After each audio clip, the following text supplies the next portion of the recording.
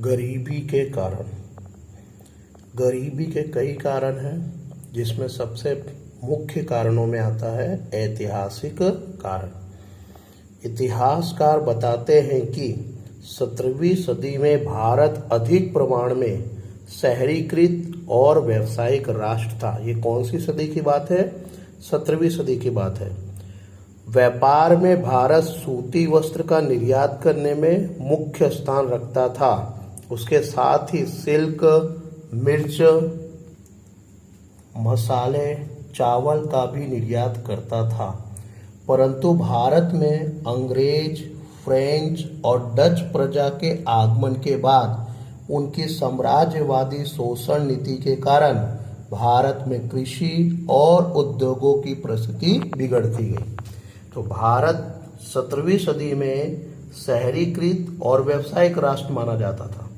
और ये सारी चीज़ें आप पिछली कक्षाओं में पढ़ चुके हैं कि भारत में सूती वस्त्र का निर्यात करने में मुख्य स्थान था। इसके अलावा सिल्क, मिर्च, मसाले, चावल का भी निर्यात करता था। लेकिन जैसे विदेशी प्रजाओं का आगमन हुआ, जैसे अंग्रेज, फ्रेंच, डच प्रजाएं, उन्होंने साम्राज्यवादी नीति शुरुआत की। साम्राज्यवादी नीति अर्थात अपने विस्तार का फैलाव करने लगे। इस शोषण नीति के कारण भारत में कृषि और उद्योगों की परिस्थिति बिगड़ती चली गई। अंग्रेजों के शासन काल के दौरान विविध कारणों से भारत में कृषि क्षेत्र की स्थिति नाजुक बन गई।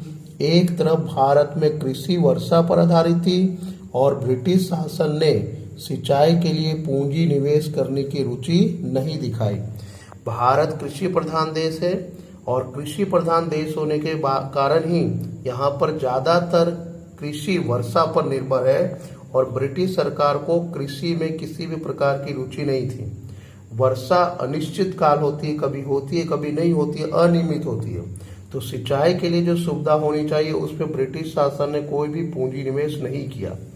इसके अलावा बार बार भारत में अकाल पड़ना, जमींदारी प्रथा, बढ़ता हुआ जमीन महसूल, बंटाई प्रथा इत्यादि के कारण किसान आर्थिक रूप से कंगाल हो गए और जमींदार, साहूकार, बड़े बड़े व्यापारियों द्वारा दिए जाने वाले कर्ज एवं ब्याज के बोझ से दबते चले गए।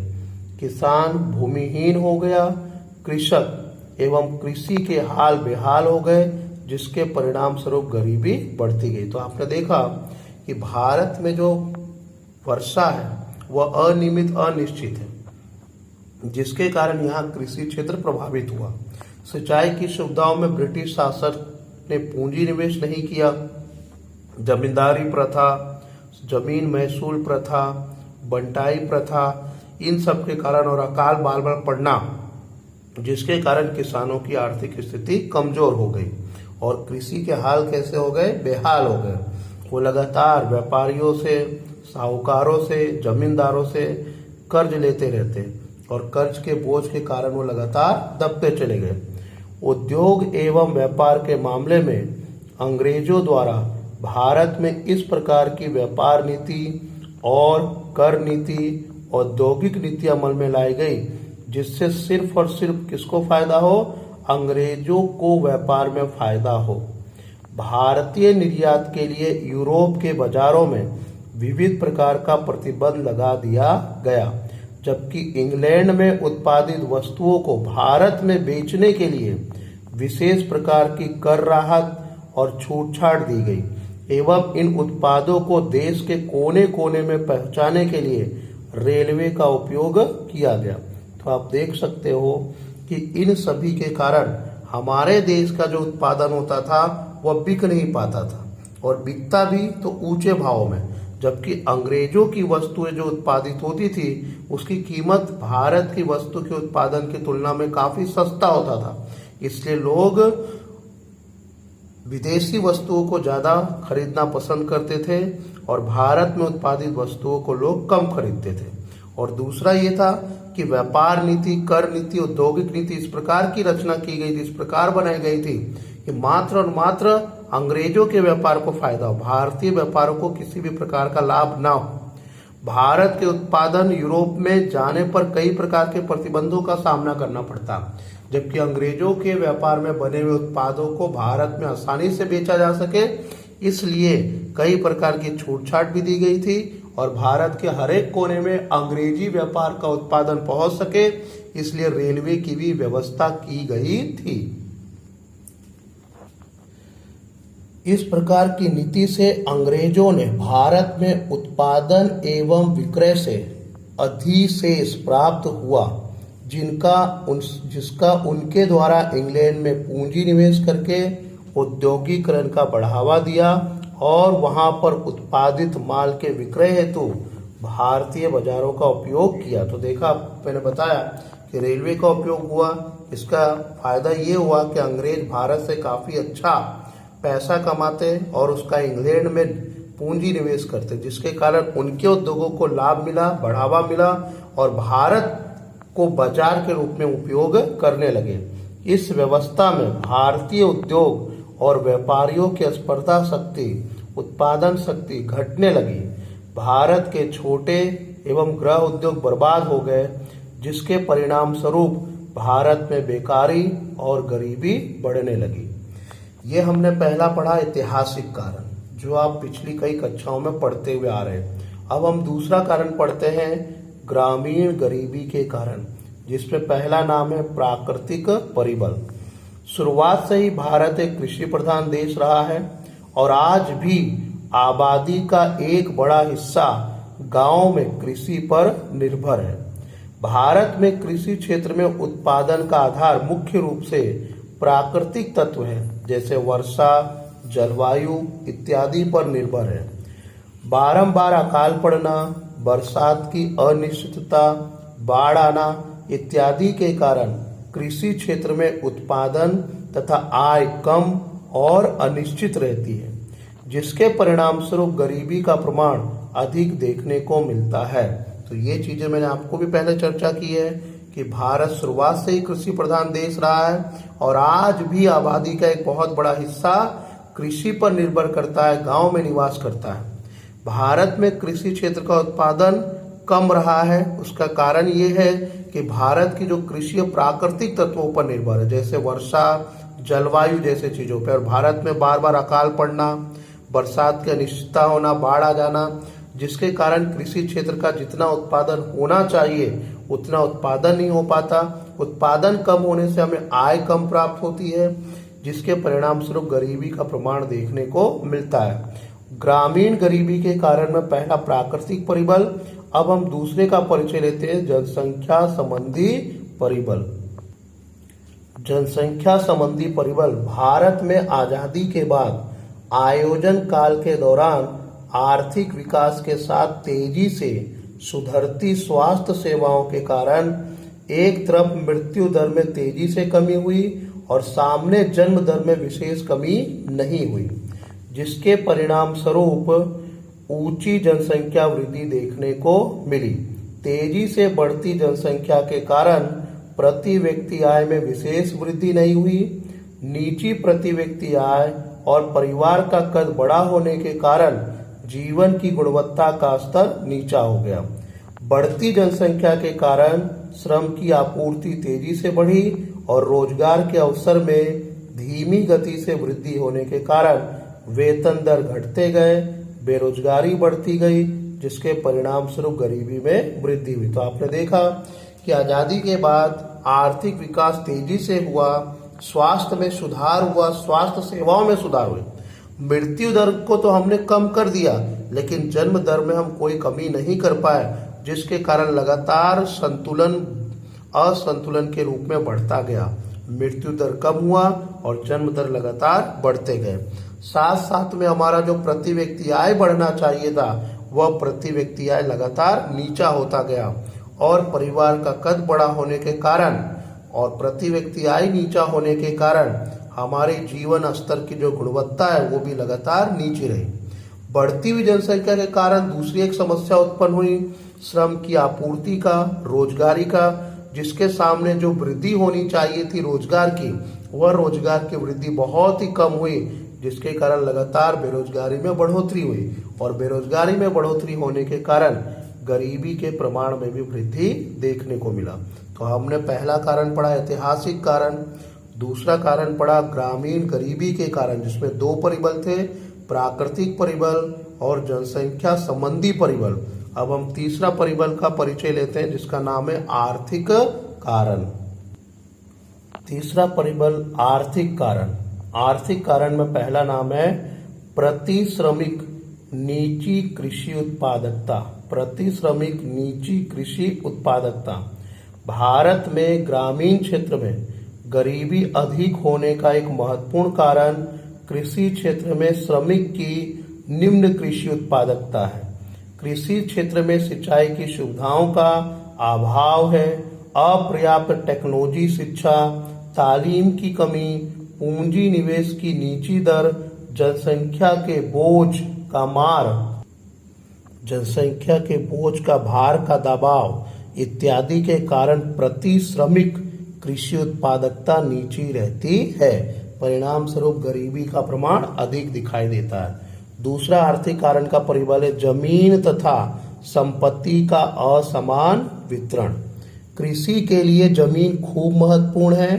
भारत में अंग्रेजों के शासनकाल से ही जमींदारी प्रथा जैसी व्यवस्था की वजह से जमीन की मालिकी कुछ जमींदारों के हाथ में थी। यह वर्ग खेती के साथ प्रत्यक्ष रूप से जुड़े न होने के कारण उन्हें खेती के विकास में पूंजी निवेश करने की रुचि नहीं थी। दूसरी तरफ जमीन पर खेती करने वाला कृषि मजदूर या बटाईदार मतलब जिसे खेत दिया जाता है जुताई करने के लिए, है ना, तो बटाईदार जिनकी खुद की जमीन मालकी न होने से उन्हें भी कृषि क्षेत्र में पूंजी निवेश करने में दिलचस्पी नहीं थी। परिणाम स्वरूप कृषि क्षेत्र में कृषि उत्पादन एवं कृषि उत्पादकता नीची रहने से गरीबी का ऊंचा प्रमाण देखने को मिला।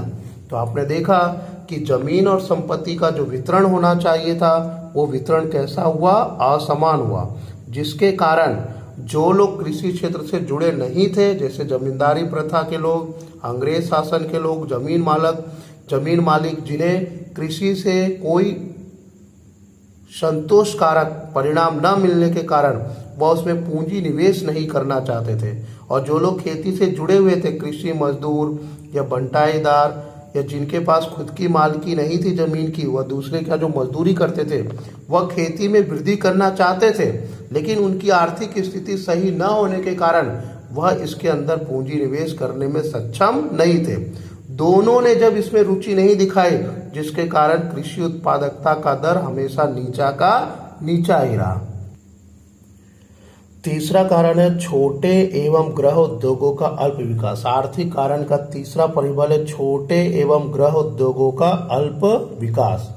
भारत में द्वितीय पंचवर्षीय योजना से ही आर्थिक विकास की व्यूह रचना के भाग रूप आधारभूत एवं बड़े उद्योगों को महत्व दिया गया, परंतु ग्रामीण क्षेत्रों में छोटे और गृह उद्योग जिनका रोजगार, उत्पादन और आय में महत्वपूर्ण योगदान थी उनकी उपेक्षा की गई।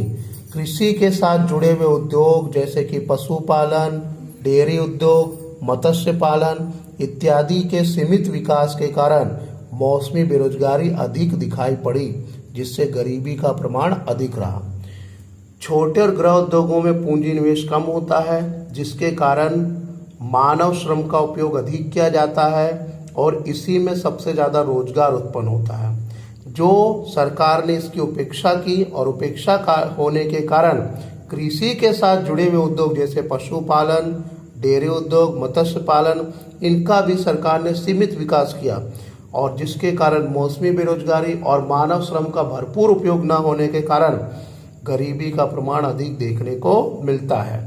चौथा परिबल है तेजी से बढ़ते भाव।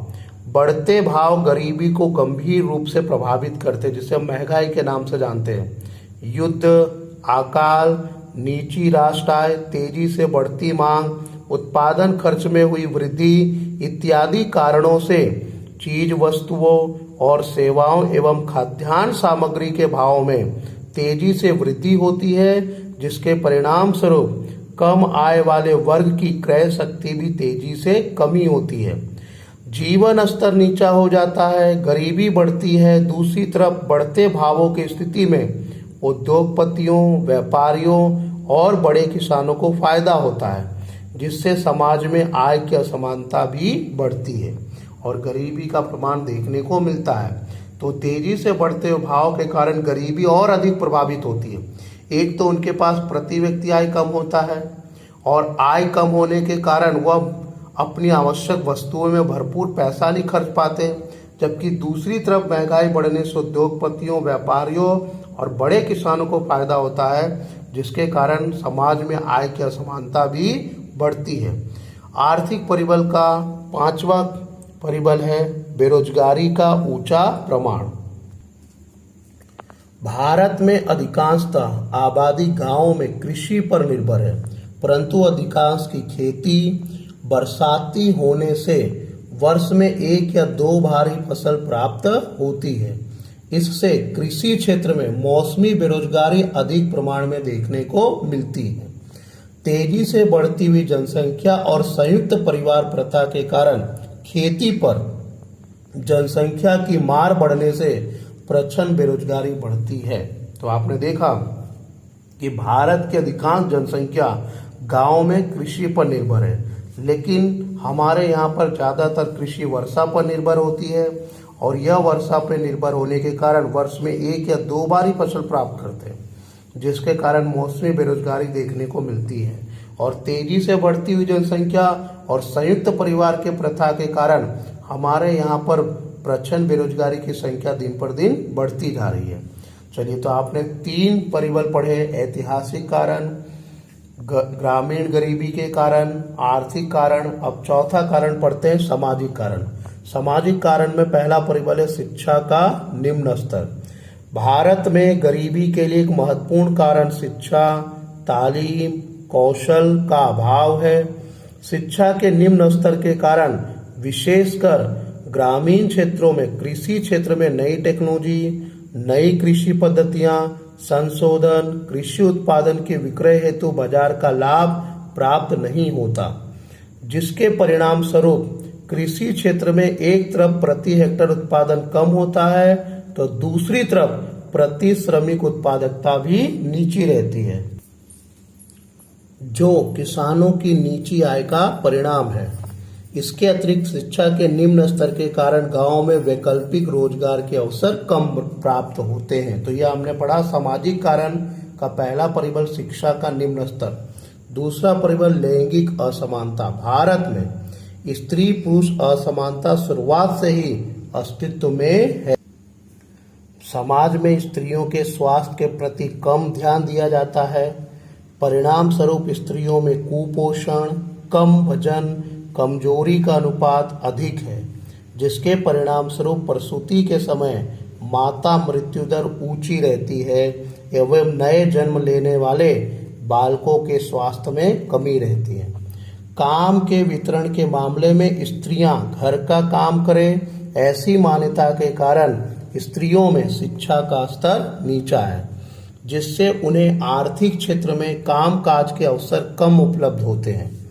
इसके अतिरिक्त काम काज के स्थल पर पुरुषों की तुलना में स्त्रियों का वेतन दर समान रूप से कम देखने को मिलता है।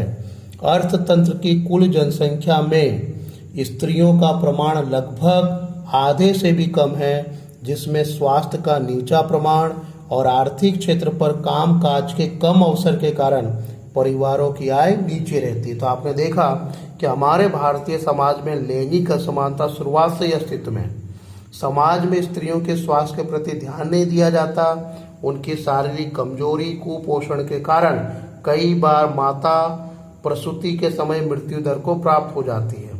अगर जन्म लेने वाला बच्चा जन्म भी लेता है तो उसकी स्वास्थ्य में कई प्रकार की कमियां रहती है। समाज में पुरुषों की तुलना में स्त्रियों को कम वेतन का कार्य दिया जाता है, जिसके कारण अर्थतंत्र में उसका प्रमाण बहुत ही कम देखने को मिलता है। अगला कारण पढ़ते और अंतिम अन्य कारण। अन्य कारण में पहला नाम है युद्ध। अन्य कारण का पहला परिबल युद्ध। भारत ने आजादी के बाद पड़ोसी देश पाकिस्तान और चीन के साथ युद्ध का सामना किया। युद्ध के समय में देश में कमी वाले संसाधनों एवं युद्ध के लिए आवश्यक अस्त्र शस्त्र का उत्पादन एवं आयात पर खर्च होता है, जिससे जीवन जरूरी चीज वस्तुओं के उत्पादन में कमी होती है। युद्ध दौरान भविष्य में चीज वस्तुओं की कमी से बचने के लिए लोगों द्वारा अनाज, कपड़ा, ईंधन जैसी जीवन जरूरी वस्तुओं की संग्रहखोरी बढ़ती है। परिणाम स्वरूप भाव तेजी से बढ़ते हैं और युद्ध के परिणाम स्वरूप देश विकास की प्रक्रिया में बहुत पीछे हो जाता है। बार बार युद्ध का सामना करने से भारत में विकास लक्ष्य खर्च में कटौती की गई, आर्थिक विकास नीचा रहा और बढ़ते हुए भाव की समस्या उत्पन्न हो गई, जिसके परिणाम स्वरूप वृद्धि हुई। तो युद्ध भी हमारे गरीबी का एक मुख्य कारण बन जाता है और बार बार युद्ध होने से जो सरकार हमारी प्राथमिक आवश्यकताओं को पूरा करने में पूंजी निवेश लगाती, वह पूंजी निवेश रुक जाता है और लोग, बड़े बड़े व्यापारी अनाज, कपड़ा जैसी और ईंधन जैसी जीवन जरूरी वस्तुओं का संग्रह करने लगते हैं कि दोबारा युद्ध होगा तो इन वस्तुओं की कमी ना हो, इसलिए उसका ज़्यादा से ज़्यादा संग्रह करते हैं, जिसके कारण बाजार में इन वस्तुओं की कमी हो जाती है और गरीब परिवारों को ये वस्तुएं प्राप्त नहीं हो पाती। दूसरा कारण है संरक्षण खर्च में वृद्धि। संरक्षण खर्च में वृद्धि बार बार हुए युद्ध के कारण देश संरक्षण मतलब सुरक्षा के मामले में अधिक गंभीर बना, जिससे देश की संरक्षण व्यवस्था को मजबूत बनाने के लिए आधुनिक मिसाइलें, लड़ाकू विमान, टैंक, सबमरीन इत्यादि खर्च में निरंतर वृद्धि करनी पड़ी। वर्तमान समय में आतंकवाद जैसी समस्याओं का सामना करना भी संरक्षण व्यवस्था में विशेष सुविधाओं पर खर्च बढ़ा है। संरक्षण पर होने वाला खर्च बिन विकास लक्ष्य खर्च, ये जो लाइन मैंने आपको बताया, संरक्षण पर होने वाला खर्च बिन विकास लक्ष्य खर्च है, यह आपको विकल्प में पूछा जाएगा और उसमें जितनी वृद्धि होती है उतने आर्थिक विकास के खर्च में कमी होती है। तो इस प्रकार से बच्चों, जब हमारे पास देश की सुरक्षा की बात आती है तो हम दूसरे विकास लक्ष्य कार्यों को रोक देते हैं और संरक्षण खर्च में वृद्धि करते हैं।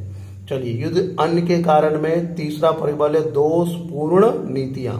भारत में तेज आर्थिक विकास करने के लिए आयोजन के अंतर्गत द्वितीय पंचवर्षीय योजना से आधारभूत बड़े उद्योगों को विशेष महत्व दिया गया और तेज औद्योगिकरण के लिए ऊंची दर से आर्थिक विकास हासिल कर देश की गरीबी और बेरोजगारी की समस्याओं का निराकरण करने की नीति अपनाई गई। परंतु इस नीति में देश की अधिकांश आबादी जो कृषि क्षेत्र पर निर्भर थी, उसकी उपेक्षा की गई। तो आपने देखा कि भारत में तेजी से आर्थिक विकास हुआ, आयोजन के दौरान पंचवर्षीय योजना भी लागू की गई, लेकिन इसमें आधारभूत बड़े उद्योगों को ही महत्व दिया गया, जबकि छोटे और गृह उद्योगों को कोई महत्व की उपेक्षा की गई। देश की अधिकांश आबादी को रोजगार एवं आय उपलब्ध करवाने में कृषि क्षेत्र एवं छोटे तथा गृह उद्योग के कम विकास के कारण लोगों की आय नीची रही। आयोजन काल के दौरान गरीबी और बेरोजगारी निवारण हेतु जो विविध योजनाएं शुरू की गई, उनमें बारंबार बदलती हुई सरकारों के कारण सातत्य और संकलन का अभाव देखने को मिला, जिसके परिणाम स्वरूप इन योजनाओं द्वारा लक्ष्यांक के अनुसार गरीबी नहीं घटाई जा सकी। बार बार सरकार बदलती रही, जो लगातार उसके अंदर सातत्यता होनी चाहिए, संकलन होना चाहिए, उसका अभाव देखने को मिला। और सबसे बड़ी दोषपूर्ण नीति में ये बात देखने को मिली कि देश की अधिकांश आबादी जिस उद्योग पर, जिस क्षेत्र में आधारित थे, रोजगार और आय प्राप्त करते थे, सरकार ने उसी क्षेत्र, उसी गृह उद्योग की उपेक्षा की, जिसके कारण आय नीचा रहा और बेरोजगारी का प्रमाण बढ़ता रहा। और जो जो योजनाएं बनाई गई थी कि इससे गरीबी का प्रमाण घटेगा, वह उस योजनाओं पर खरे नहीं उतरे और जितना लक्ष्य रखा गया था उतने लक्ष्य में गरीबी घटाई नहीं जा सकी। तो विद्यार्थी मित्रों, ये हमने प्रश्न लिया गरीबी उत्पन्न होने के कारण। पहला ऐतिहासिक कारण, दूसरा ग्रामीण गरीबी के कारण, तीसरा आर्थिक कारण, चौथा सामाजिक कारण, पांचवा अन्य कारण। इसे एक साथ कभी नहीं पूछा जाता, अलग अलग तरीके से पूछा जाएगा। कि गरीबी उत्पन्न होने का सामाजिक कारण समझाइए। तो सामाजिक कारण के दो परिबल है, शिक्षा का निम्न स्तर और लैंगिक असमानता। फिर पूछा जाएगा ग्रामीण गरीबी के कारण बताइए, तो उसके 5 परिबल है। ऐतिहासिक कारण बताइए, अन्य कारण बताइए। इस तरह से अलग अलग कारण पूछे जाते हैं।